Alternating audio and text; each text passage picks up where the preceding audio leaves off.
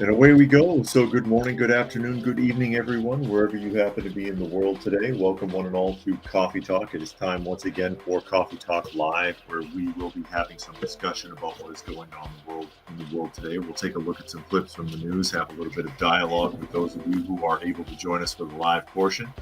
And if you are listening somewhere else and you wanted to join the live portion, you can find us Monday through Friday at 2 p.m. Eastern Standard Time on YouTube on Coffee Talk and Prepper University. That is at Coffee Talk Live and at Prepper University, as well as X at Coffee Talk Chat and fistfulofradio.com. That's Daniel down there. Naturally, I do read through as many of the comments as is reasonable for the benefit of those of you who are listening and not able to see. And I'll go ahead and say hello to some of the people that have chimed in so far. I see Helter has joined us here today, as well as Dragon. Spectre is here. Brian, Tuck. Jane is here. Monkey. Bob Smith. Sven is here. Cyberjack Sr. joining us today, and that was, again, Daniel. Hi, Daniel. Come here, buddy. Daniel, everybody. Rarely seen. Daniel Striped Tiger. Not exactly. Daniel Striped Tiger wore a watch. But there's Daniel. Keeping me company at the moment. I'll put him back here. There you go, buddy. Big, healthy boy. See, Jack Barnes has joined us as we get ready to jump off and take a look at what is going on in the world today, the realm of the ridiculous, as I like to put it. Hi, Granny Smith. You coming in? Granny Smith also looks like she wants to join us. Here she comes. Notice the limp. Hey, darling. Granny Smith, of course, has a permanent disability, so she walks with a limp. I don't think she's in pain, though, so that's good. And Jane has joined us, says Daniel is a cute cat. Yeah, he's a good boy. He's really well-mannered cat, actually. He doesn't go looking for trouble, although he does try to intimidate people. Or cats, I should say. He intimidates other cats. When they're eating, he sits there in front of their bowl until they move. And then he eats out of their bowl, even though he has his own. He doesn't do anything to him. He just sits there. Yeah. And Jane says Granny Smith knows her name. Yeah, they all know their names. They know who they are. And most of the time, if we make eye contact and I call them, they'll come. They'll respond. But we'll go ahead and we'll get started. We'll jump off here. And, excuse me, as is alluded to in the thumbnail today, we'll start off with everybody's favorite subject, Alex Jones. Maybe not everybody's favorite subject. Maybe not. Reuters article coming up here eventually. Come on, restream anytime now. People are waiting. The Onion's purchase of Alex Jones's InfoWars has been stopped by U.S. judge. That's right. The sale is not authorized. Sale is not authorized. And we read that when it first happened. The entire thing sounded really fishy because it went from being an open auction to a closed auction at the last minute, and then they refused to take higher bids. And then the Onion's like, ooh, look, we won InfoWars from Alex Jones. Woo! Because they want to turn it into a parody site. Which, nobody's going to pay any attention to that. It'd be a waste of money to do it. And Alex Jones was up and running somewhere else almost immediately after the fact. Because he's determined. But, back to the article. It says a U.S. bankruptcy judge on Tuesday stopped the parody news site The Onion from buying conspiracy theorist Alex Jones's InfoWars website, ruling that a bankruptcy auction did not result in the best possible bids. Again, it was stopped. And I don't think, is it still fair to call Alex Jones an official conspiracy theorist? considering how many things he's talked about over the years that people laughed at him for have actually turned out to be true? How much is left that he's brought up over the years that has not turned out to be true? I don't think there's very much. U.S. bankruptcy judge Christopher Lopez rejected Jones's claims that the auction was plagued by collusion at the end of a 2-day hearing in Houston. But he said the court-appointed bankruptcy trustee who ran the auction made a, quote, good faith error by quickly asking for final offers for InfoWars instead of encouraging more back and forth bidding between the Onion and a company affiliated with Jones' supplement selling business, which was the runner-up. And that business made a higher bid and they wouldn't take it. So I don't know if their trustee was really operating in good faith or not, because it really doesn't sound like it. It sounded like there was a behind-the-scenes deal going on. Quote, this should have been opened back up, and it should have been opened back up for everybody, Lopez says. It's clear the trustee left the potential for a lot of money on the table. No shit. I would check to see if the trustee got an anonymous deposit anytime recently. Lopez said neither of the two offers for InfoWars were enough money given the scope of Jones's debts, and told the trustee to work to resolve some of the disputes between the creditors before making a new attempt to sell InfoWars. The Onion was named the winning bidder for InfoWars in a November auction, but Jones and First American United Companies, the Jones-affiliated company, had argued the sale process was tainted because the Onion received too much credit for having the support of families that won large court verdicts against Jones. Jones declared bankruptcy in 2022 and was forced to liquidate assets to pay a $1.3 billion settlement and legal judgments to the families of 20 students and 6 staff members who were done in the 2012 massacre at Sandy Hook Elementary School.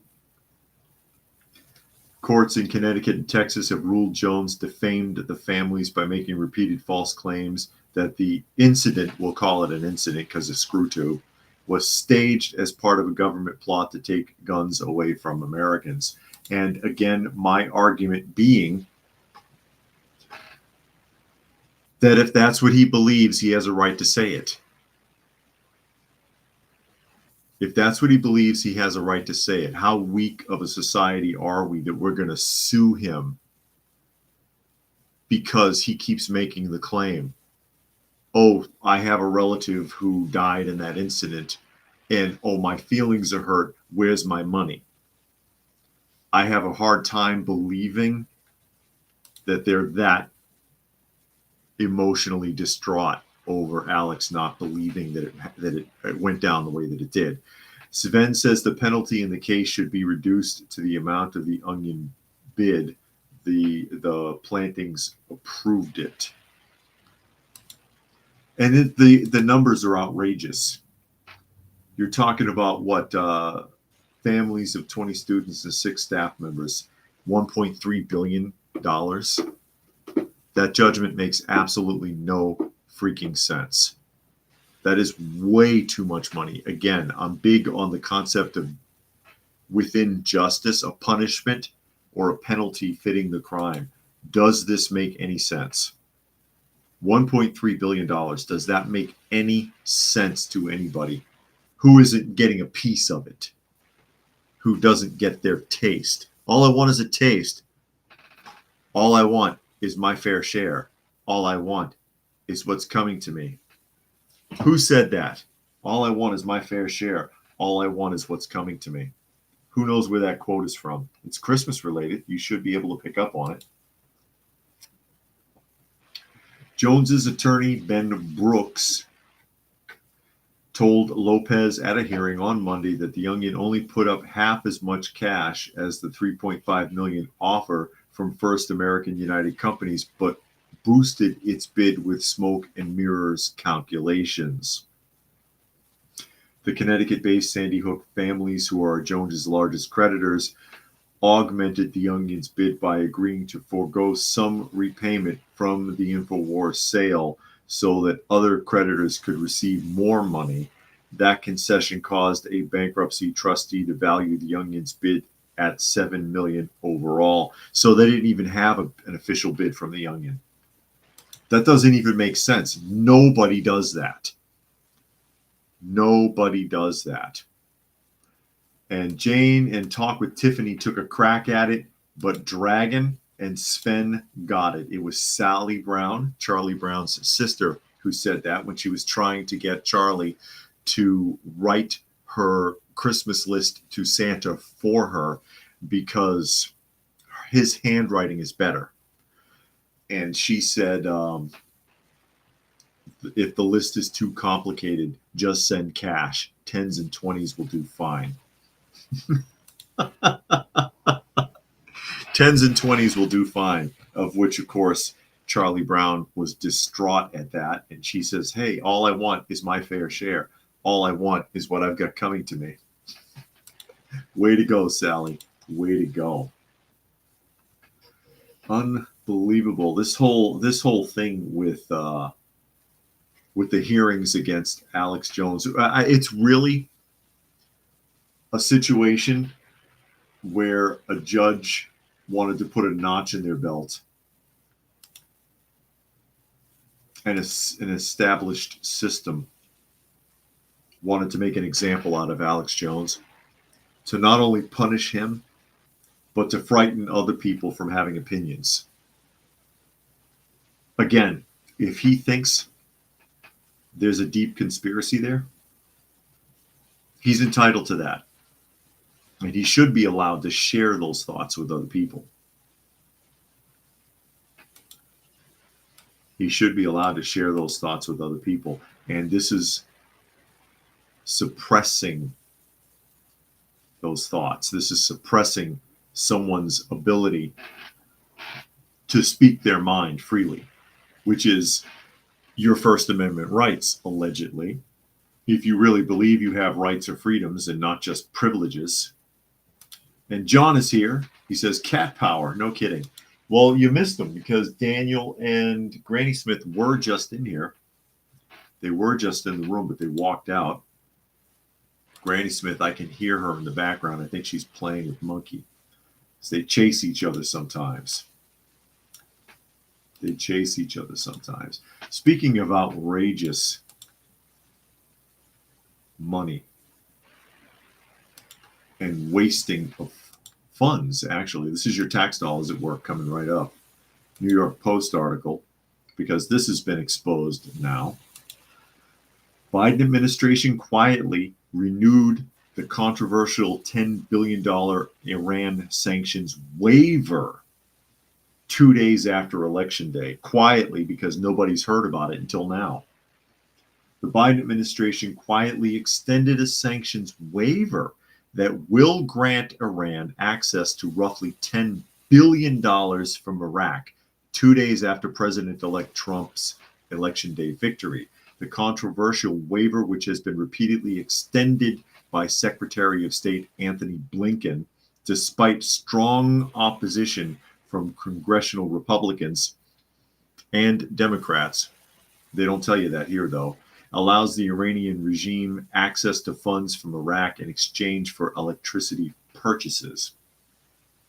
On November 7th, the State Department did renew Iraq's electricity waiver for the 23rd time since 2018, according to State Department spokesman Vedant Patel, which was confirmed last week. Quote, it was done so for an additional 120 days, Patel noted, a time frame that will overlap with the early months of Trump's second term in office.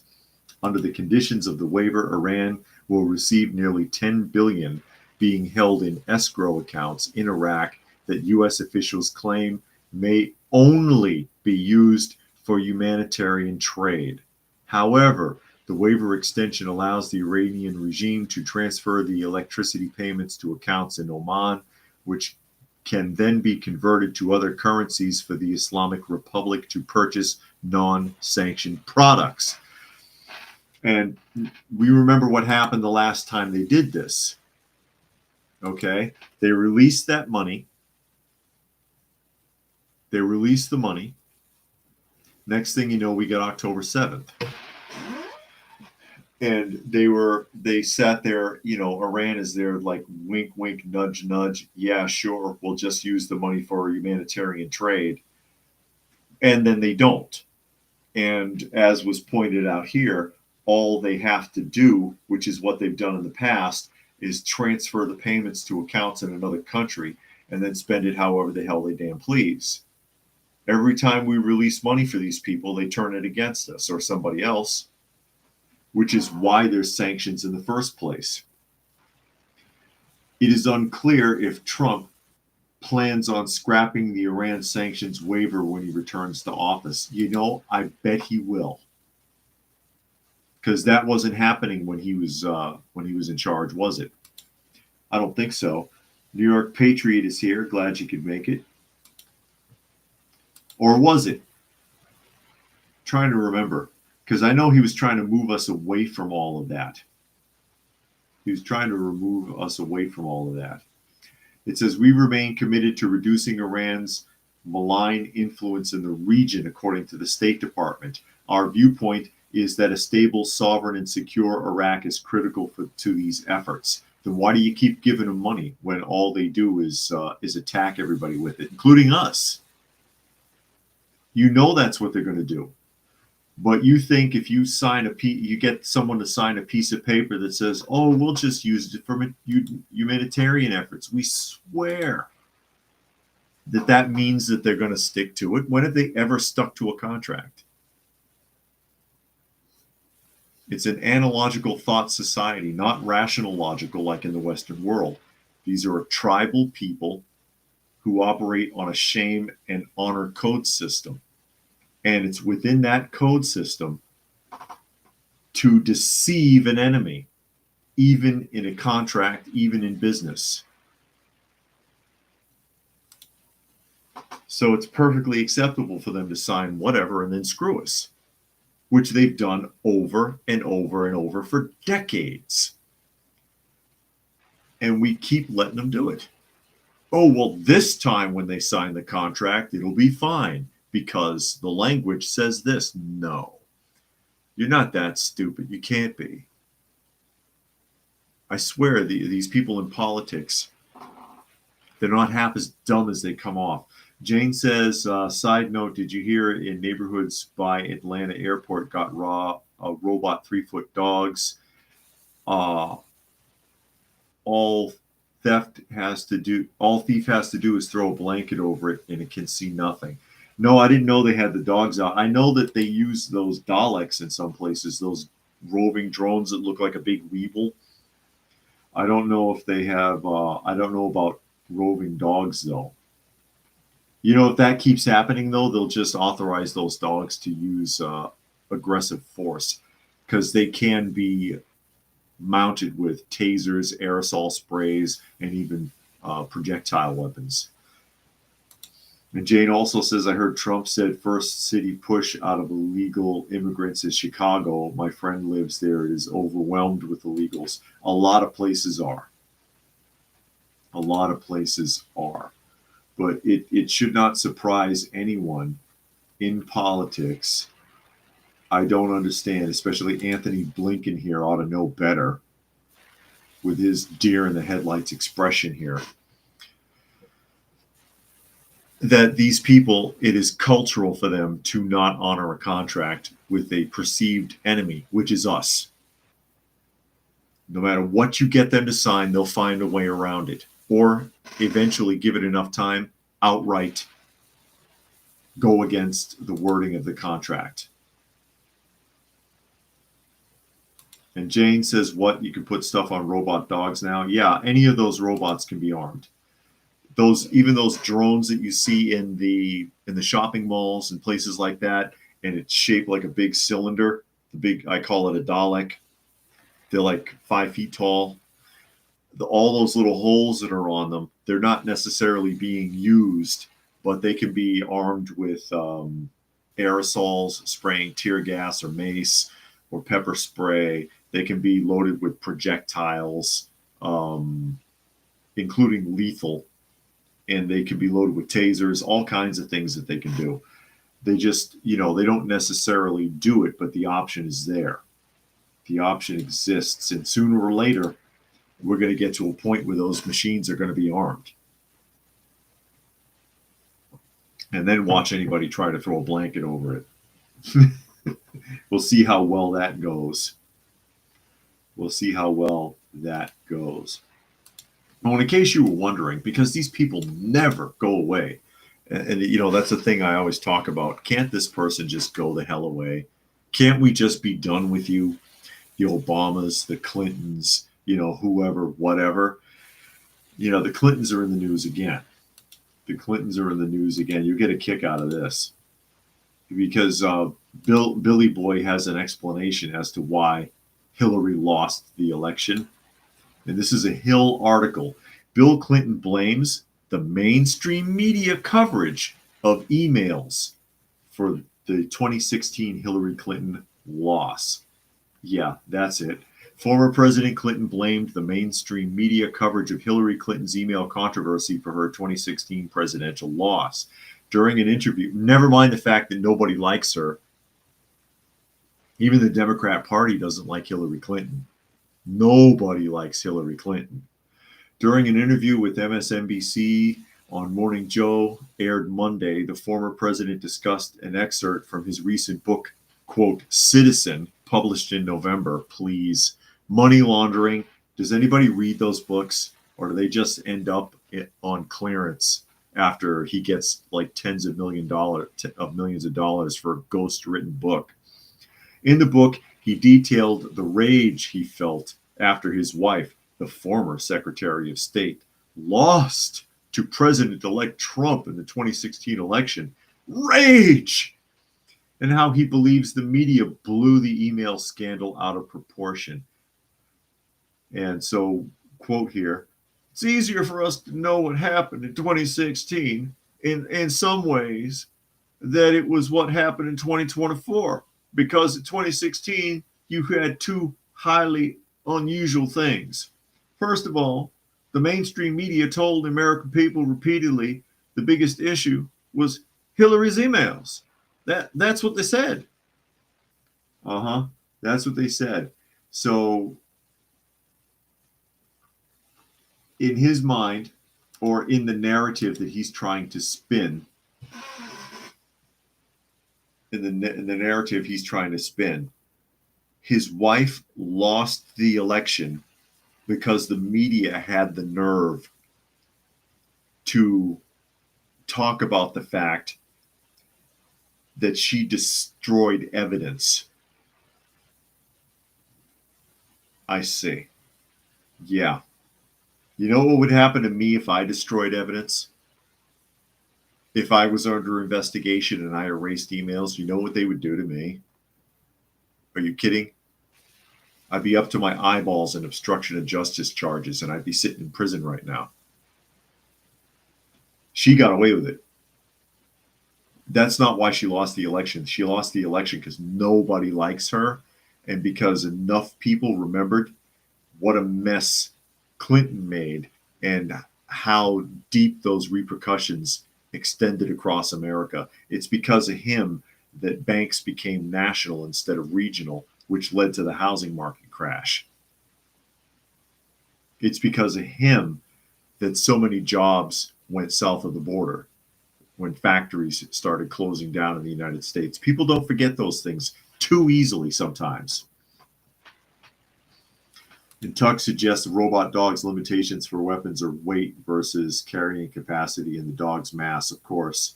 Those dogs can carry a lot of tasers and pepper spray.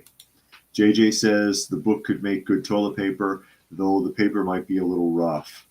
And Jane's, okay. And Lucky is here. He says Bill is high on coke again. You think so? Well, I mean, look who's sitting next to him. I mean, seriously, he has the nerve to sit there and say the reason his wife lost the election is because the media had the nerve to highlight something that she did that was illegal, that, by the way, she got away with. Seriously, she got away with it anyways. Incredible. It says Trump and other Republicans at the time blasted Hillary Clinton's use of private email servers to send and receive communications pertaining to government work. The FBI investigated her practices but did not end up filing charges. However, it became a major focus of media coverage in the home stretch of the campaign, with then FBI Director James Comey publicly releasing information about newly discovered emails days before the election.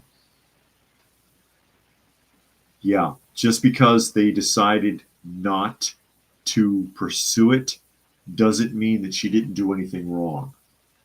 And we all know where this country is with the FBI at this point.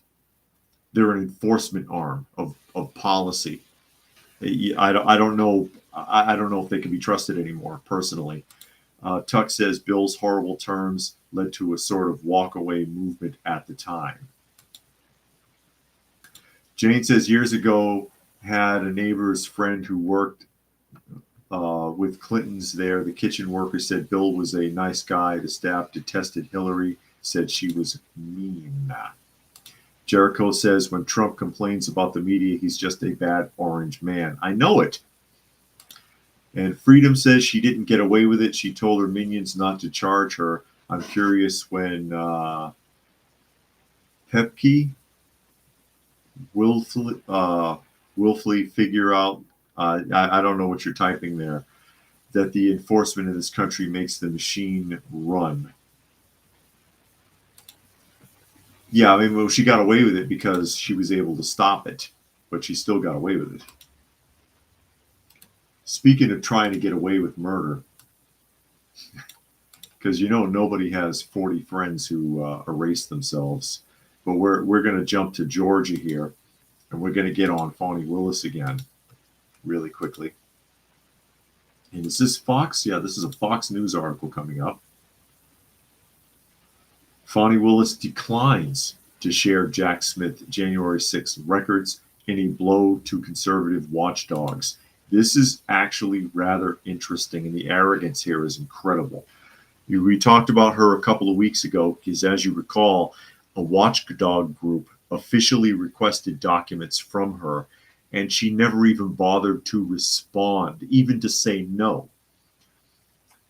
She was taken to court, or the situation was taken before a judge, and the judge ordered her to turn that information over, citing that she never even responded, which this watchdog group says in the 30 years that they have been doing these types of investigations, they've never had a district attorney just ignore them like that. She totally blew them off. But into the article, the Fulton County District Attorney's Office declined this week to turn over any new communications between District Attorney Fani Willis and outgoing Trump Special Counsel Jack Smith, asserting in a new court filing that the documents either do not exist, or are exempt from disclosure under Georgia law. Well, that would have to be an issue of discovery. The update was shared Tuesday by Judicial Watch, a conservative legal group that sued Willis in March after her office denied having any records of communication between Willis and Smith or between Willis and the House January 6th committee. Both Smith and the House Select Committee had been investigating alleged efforts by Trump and his allies to overturn the results of the 2020 election, which is ridiculous, putting their investigations directly in the crosshair of Judicial Watch and other conservative activists. Fulton County Superior Court Judge Robert McBurney ordered Willis last Monday to produce any records of communication with either Smith or the House Select Committee on January 6 within 5 business days, siding with Judicial Watch and determining that Willis had indeed violated the state's Open Records Act by failing to respond to the lawsuit. If she didn't respond, she forfeits forfeits any rights, to which Willis now claims that she was not properly served. I really doubt that. You're the district attorney's office. Someone got that notification. Someone told you that there was a hearing coming up. Someone told you that your office was being sued. Don't tell me that you didn't even know. I don't believe that for a minute. Jane said that they read Fonnie Willis fired 6 people because they were talking about her affair with the married guy. Shocked she got away with that a few years ago. She's getting away with a lot. It's incredible. It goes on to say the Fulton County Open Records Department appears to disagree. In a new court filing this week, they said the staff conducted a diligent search but had not uncovered any records of documents or communications between Willis and Smith. The special counsel, tapped by Attorney General Merrick Garland to oversee 2 investigations into the alleged action of former President Trump. So what? Now records are missing? They looked after the fact and can't find anything? That's convenient. Further, staff for the Open Records Department asserted any records or documents between Willis and the House Select Committee on January 6th are still, quote, legally exempt or exempted from disclosure to Judicial Watch under the Georgia Open Records Law, which itself protects against the release of documents or records that arose from an investigation, subsequent indictment, or prosecution. But those rights are forfeited by her failure to respond.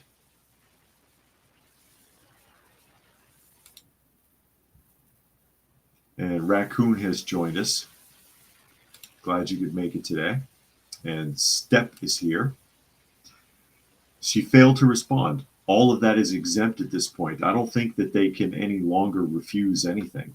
But then their office still refuses. So it remains to be seen if anybody is going to try to enforce that.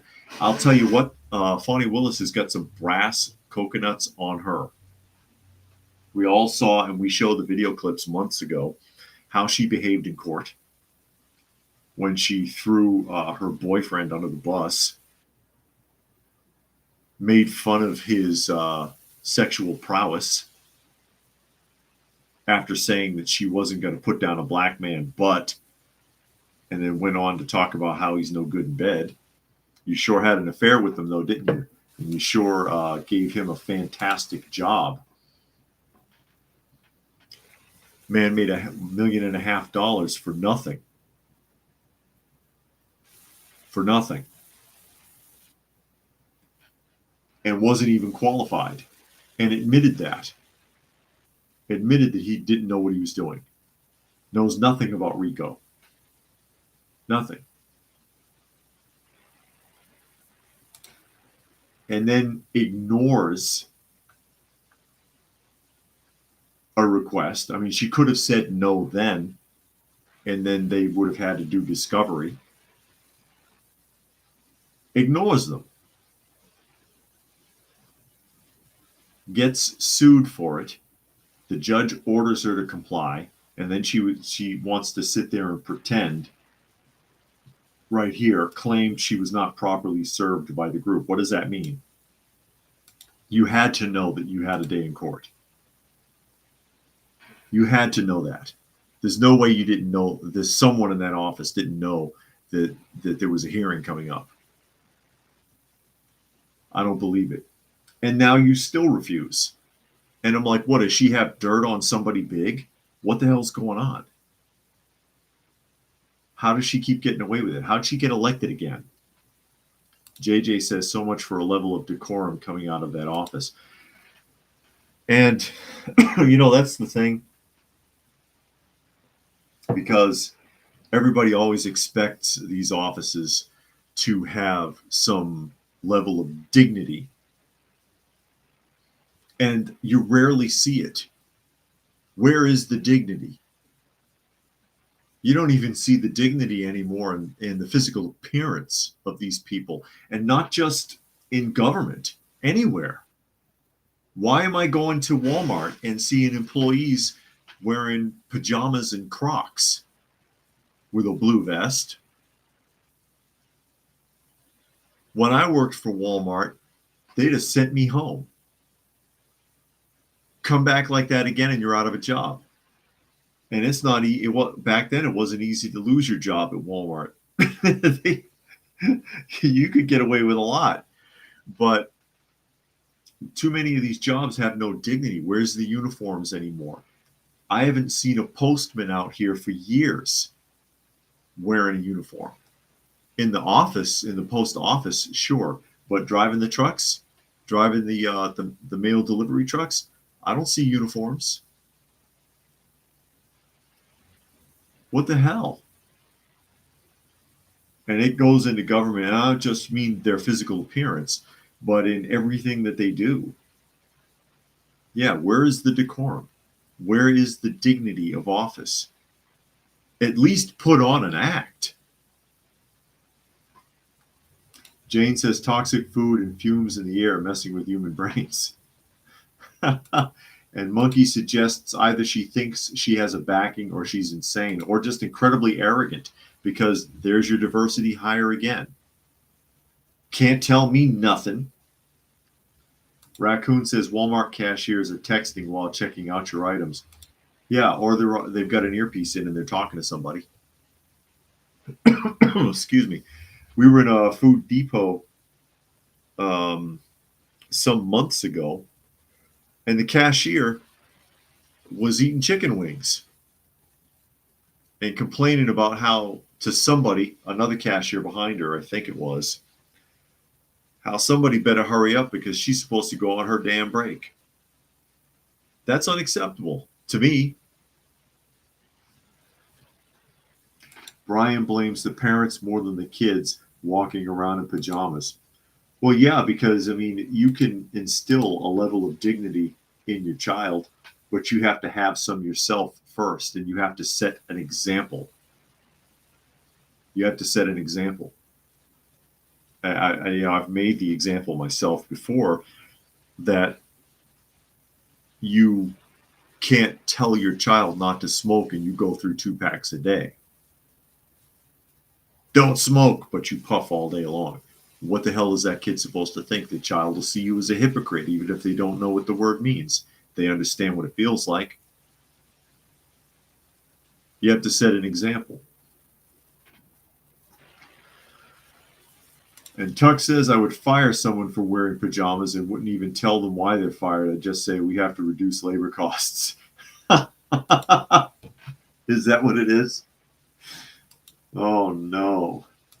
Just cutting people loose. Cutting people loose. We're going to pop over to the East Coast here in a moment. Eric says, when I was a kid in the 80s, it was every kid's nightmare being seen in their pajamas at the mall.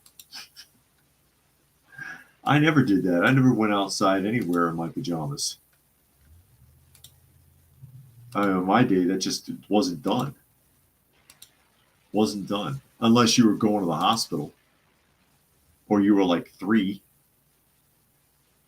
Newsweek article. Who has heard about this?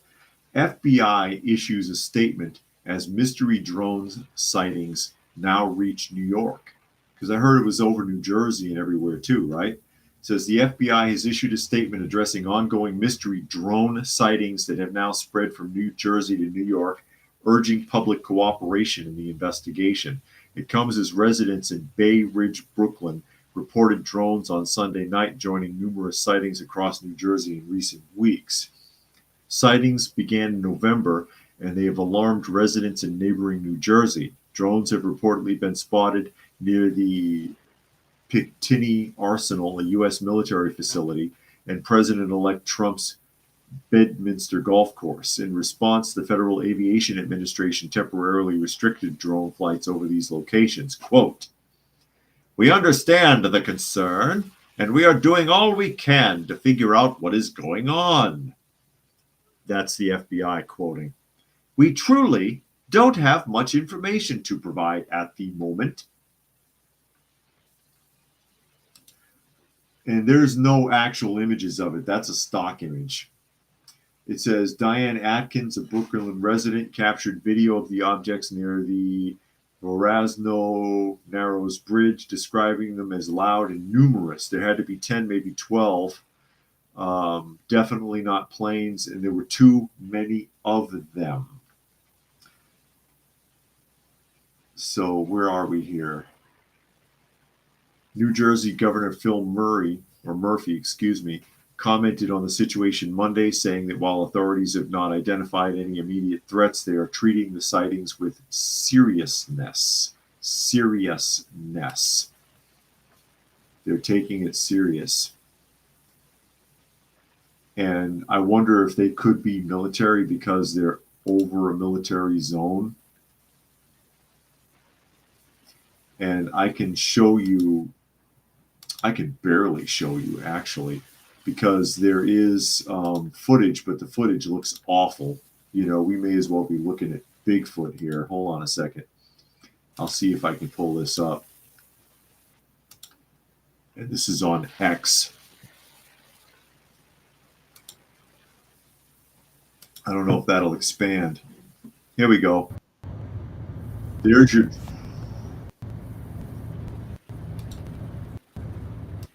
It's not very impressive.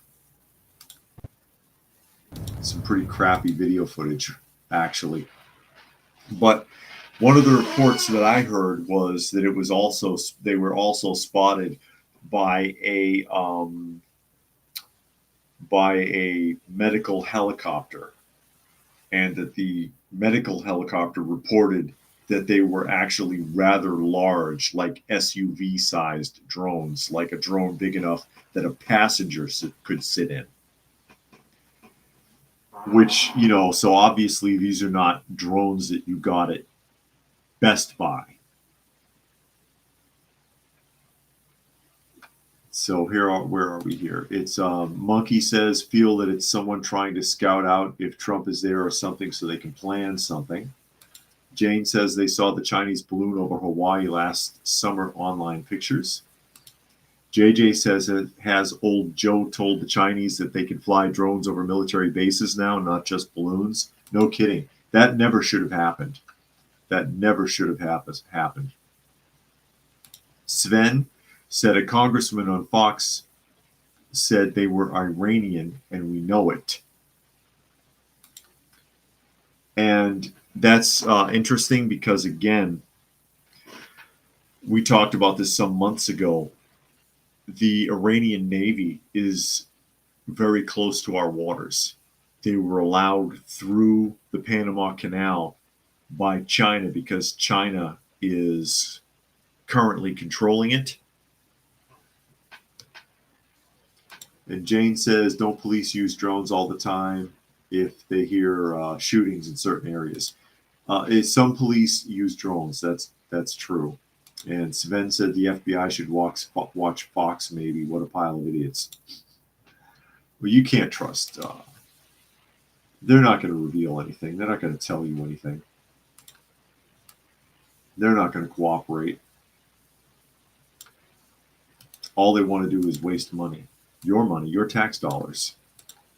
So we're going to take a look at more incredible waste from the federal government. Daily News, or Daily Caller article actually coming up.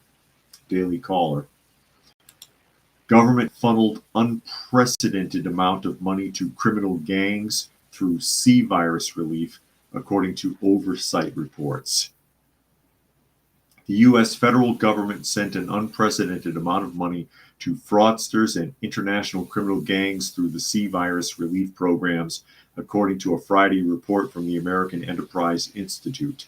The government provided an estimated $872 billion in assistance through programs like the Economic Injury Disaster Loan and the Paycheck Protection Program, at least 17% of which, amounting to nearly $200 billion, was disbursed to potentially fraudulent actors.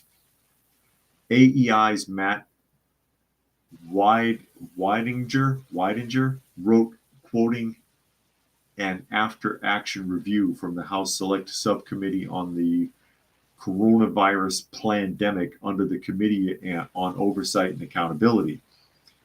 While Weidinger said that much of the money aided needy Americans affected by the C virus shutdowns. He also noted that an unprecedented amount was lost to improper payments and fraud, and they won't get a dime of it back. C virus relief programs provided vulnerable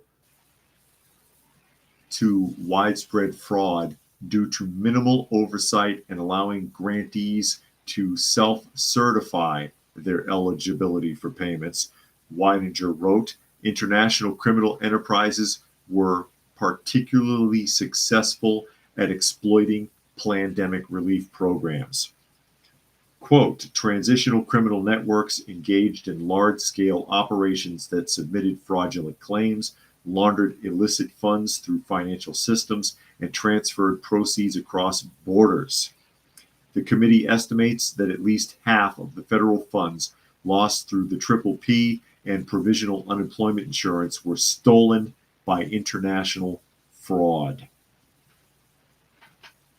The program resulted in the single largest transfer of money to criminal groups in history, according to Haywood Talcove, the CEO of LexisNexis Risk Solutions for Government, previously told the Daily Caller. Traditionally,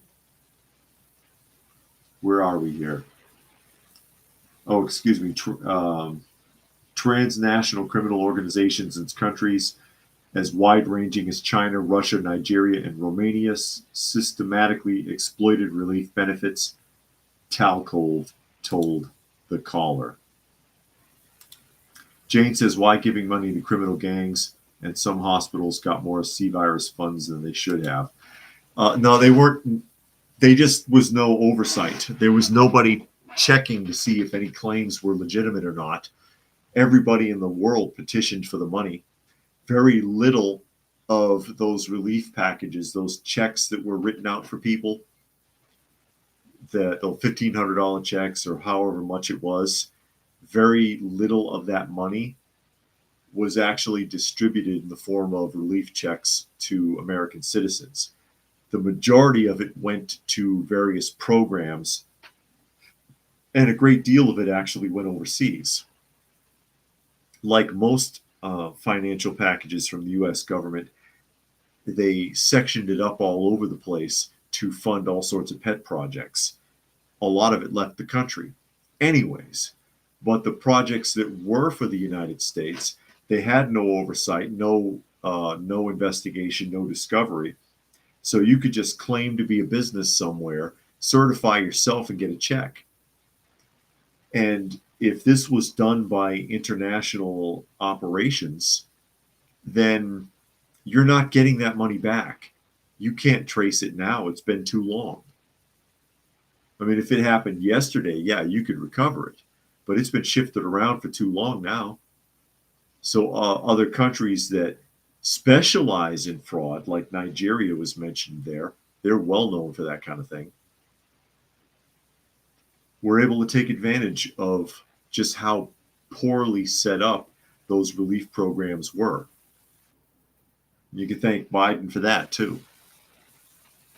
Just chalk it up. Chalk it up to his legacy. While you got this little piece of shit check of your own money back, basically, giving you back your own money, your own tax money, as an apology for not letting you be able to go to the local store and shutting down local businesses and making you wear a mask and stand 6 feet away from everybody at the post office, which did absolutely nothing, which Fauci has already admitted that they made all of that up, that they don't know if it worked or not. We just had to invent something to pander to people. Masks and distancing, social distancing, evidently was not effective at all. Meant nothing. Anthony said that. Little Anthony.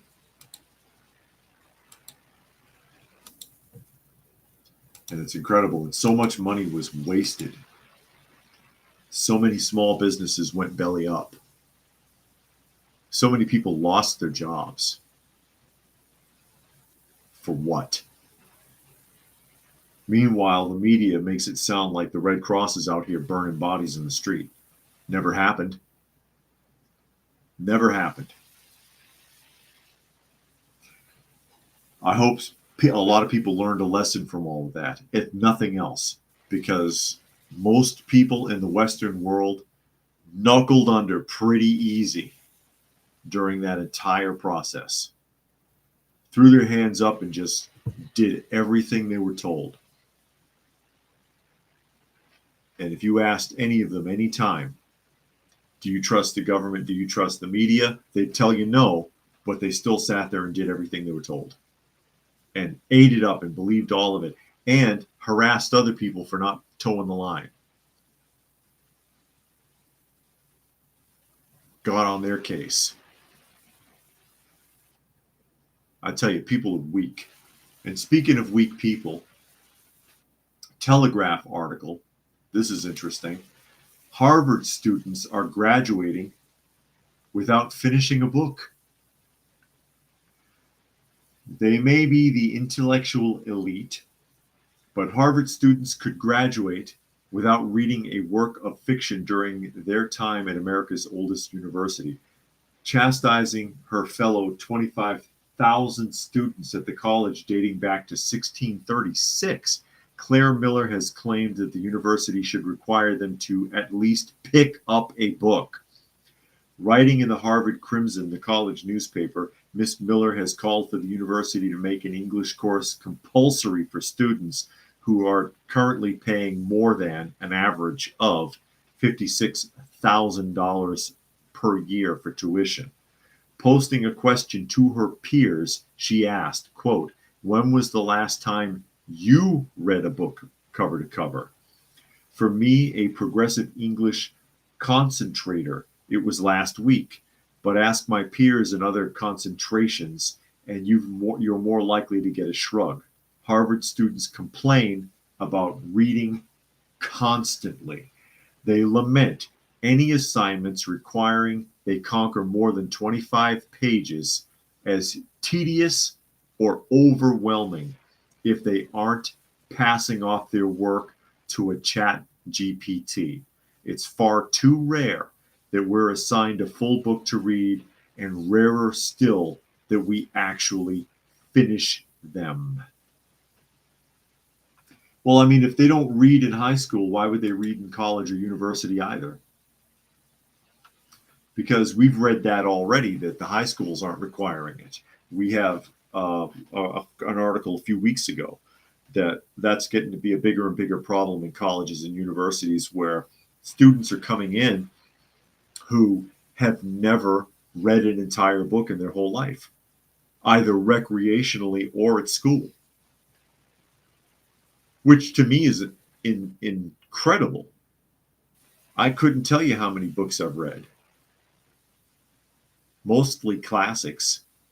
I like a lot of classic literature, but that should be a staple. I mean, to have the ability to even read is the main focus of how, rather, the government was able to force public school on the masses in the first place. Oh, we'll teach them all how to read. And everybody was like, well, maybe it's not so bad after all. Now look where public school is. Dragon says people who attend community college have more real world experience and are more mature with better work habits than Ivy League graduates. Jane says that is so sad. You need to read to learn, right? Yeah, I mean, if you could read really well, you could figure out the rest on your own. Jericho says it was required to read and finish The Lion, the Witch, and the Wardrobe. Didn't learn anything, but that was a grade. I don't think I have read that, but I did not read it for school. I did not read it for school. In school I had to read The Invisible Man, which I remember distinctly because they had scribbled out in the book where at one point somebody says the N-word in all of the volumes. I had to read Charlotte's Web. I'm trying to remember. There was a few required reading books, but it's hard to say. I know I've read all of Aesop's fables, but I had read those anyways. Back when they used to make an attempt at philosophy. Raccoon says, I did a book report on Clockwork Orange, and my teacher sent me to the principal's office. Oh, God. Yeah, I can imagine. Jane says, I like medical stories and sci-fi and self-help. JJ says, poor students, all that hard reading, maybe they'd rather do something else like digging drainage ditches. Well, you know, Dubois said that you need ditch diggers as well as doctors. He was right. He was right. But this does not surprise me at all. It does not surprise me at all. It says a number of expository writing courses don't require students to read whole novels. The same is true for many classes that satisfy the art and humanities requirements. Courses like this are still deeply valuable, but they cannot replace the study of literature. Part of the problem, she argues, are the inadequate reading requirements at American high schools. I agree. But it is exactly for this reason that Harvard has an obligation to its students to reinvigorate their respect for literature. Well, they don't have it anyways. If nobody is encouraging them to read at home and nobody is encouraging them to read at school, then what the hell difference does it make? And that's something that I did. That's something that I did with my kids. And to teach them to read, I would read with them, and I would do it as a dramatic read, and I do all the voices and everything to make it fun. And we read, I would start with graphic novels. We did Tintin, and then we would watch the show.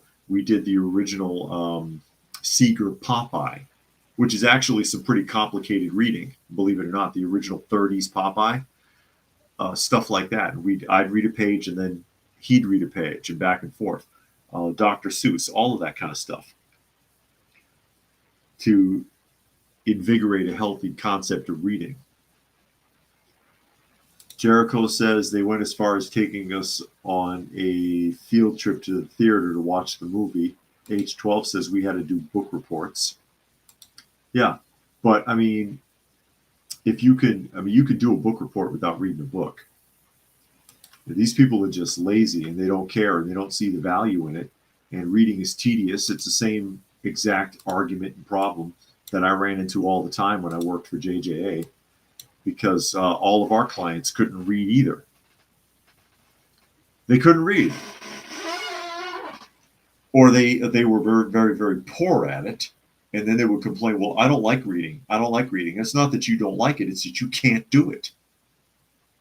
Your reading is sloppy. Your pronunciation is bad.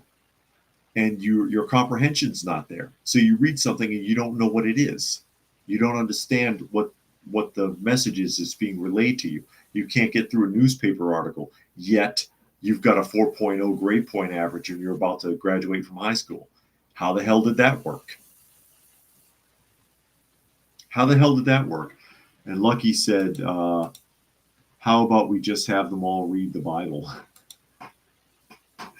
Speaking of which, when you go to yeshiva, which is a traditional Jewish school, because real Orthodox Jewish children don't go to public school, those kids, they start with Leviticus. That's your first reading assignment. And you're talking like 5 and 6 year old kids. We're going to walk our way through Leviticus. Holy crap. Meanwhile, our kids can't read the instructions that come on the back of a cereal box. Jane says, so much violence and sex stuff in the Bible. Well, yeah, there is, but I mean, it depends on the context. And Leviticus is actually really important because that's where a lot of the rules are. And Jack suggests that some of the kids would turn into salt if they touched the Bible. Would they?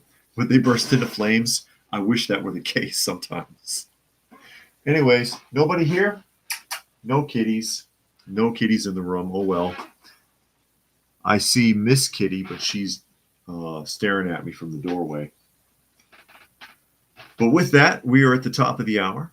So I will go ahead and start signing off. Again, you are listening to and/or watching Coffee Talk, and you can find the live portion Monday through Friday at 4 p.m. Eastern Standard Time. Hi, darling. You heard me call you? Hey, baby. Miss Kitty is here. You can find me on X at Coffee Talk Chat. Where did you go? You're under my chair. You can find me on fistfulofradio.com, podcasting out of Atlanta. Hi, honey. Can I pick you up or you get mad? Don't get too upset. There's Miss Kitty. See, she gets nervous quick, though. I got to be careful. There you go. I'm not messing with you, honey.